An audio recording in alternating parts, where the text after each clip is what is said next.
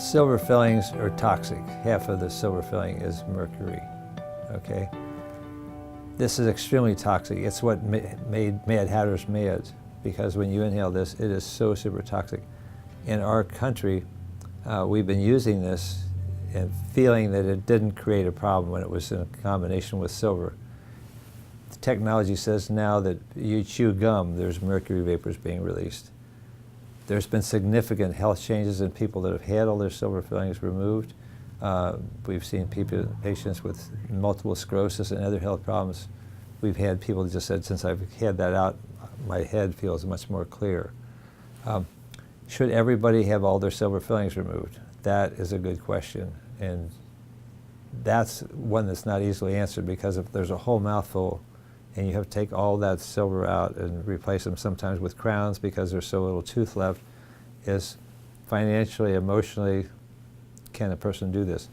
And I just have to tell people, unless their symptoms are severely, and you can test for magnesium toxicity, which I myself have had some of this because I've been drilling it out of people's mouths for 56 years, and my dental assistant has been doing it for 42. Both of us had developed a tremor, which I believe was a fruit of the inhaling the mercury.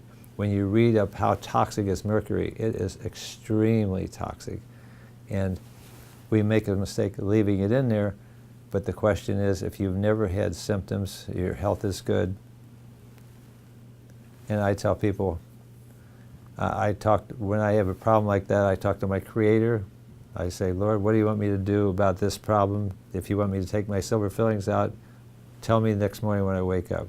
And my dad used to win the daily doubles by doing that. He only went once a year, but he'd ask for 2 numbers before he went to daily doubles, and he'd win most of the time.